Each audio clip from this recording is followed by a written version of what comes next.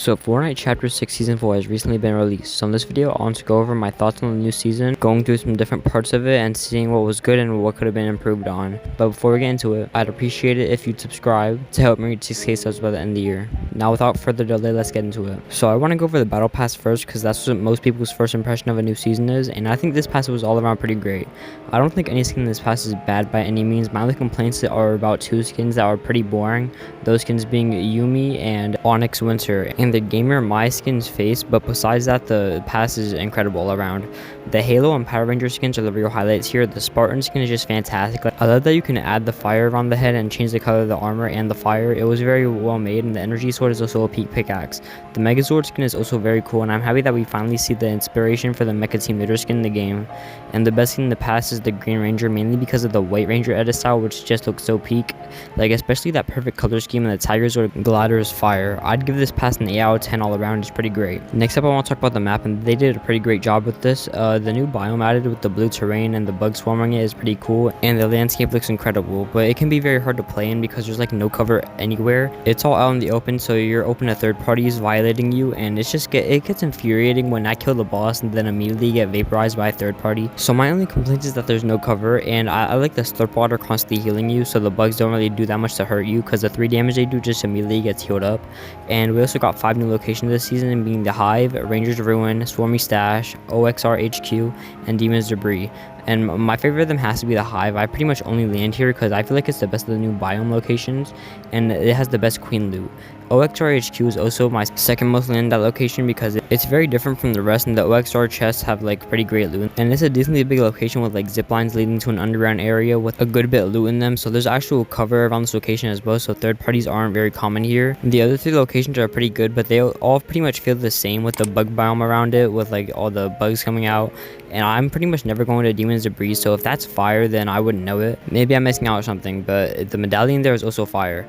The last part of the map I want to talk about is the different OXR landmarks that can sometimes be overrun by bugs, and after beating them, you get an OXR drop, which gives you great loot. And I like these early game objectives, like the Spiral last season was pretty fun to land at and fight. And the loot in the OXR landmarks are also good because they have the OXR chests, which have fire loot.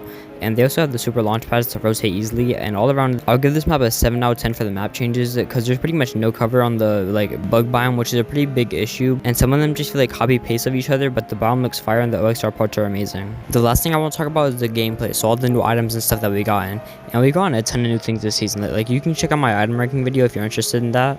But the new items we got in are pretty great. The basic guns are like the shotgun and AR are alright because we get one in every season. It's not much to talk about there, but the new things we got in, like the Swarm Strike and the Bug Blaster, are such fun and creative items, even though the Bug Blaster is just a reskin of Galactus Gorger, but you couldn't actually have those in the inventory slot, so having to carry it around this time is pretty cool.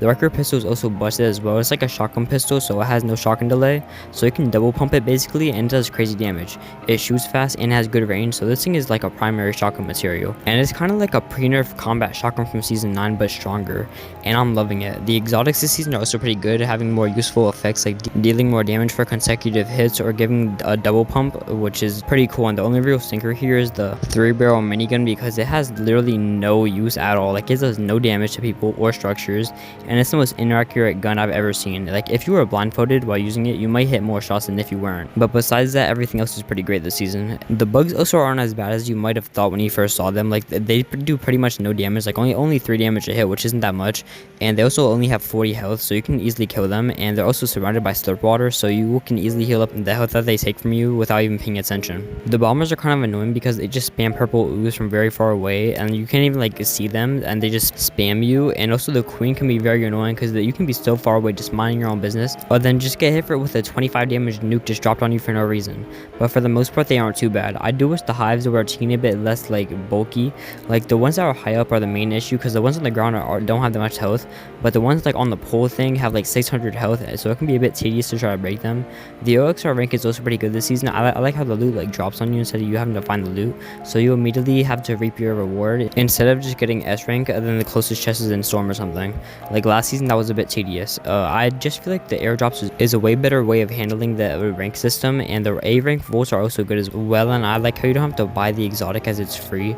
And I'm also not sure if I like or dislike the fact that it's a random exotic each time. I kind of wish that they gave you an option to pick one, and the rest would close up kind of like the vaults in Chapter 4 Season 4, but then again, then everyone would just pick the revolver if that was the case. The medallions this season are also pretty good. I like the one that makes you move faster and gives you a speed boost when you slide. It's like amazing. And the siphon and auto healing one up to 50 shield is just great. The only one I'm not too sure about is the double jump, because I've never had it by itself and I've only had it paired with the movement one, so I'm not sure if it would be good without it. But with the movement one, it's so fire. So all around, I'd give the gameplay this season an 8.5 out of 10. I just need to see some more good updates in the future, then it can easily go up. But so far, it's got some pretty good gameplay, and I give this season all around an 8 or an 8.5 so far. It's pretty great. But that's the end of my video. If you enjoyed it, I'd appreciate it if you like and subscribe to help me reach 6,000 subs by the end of the year. Also, comment some videos I should do in the future. And lastly, cash at me if you have some extra money you can give. But that's enough for me. Goodbye.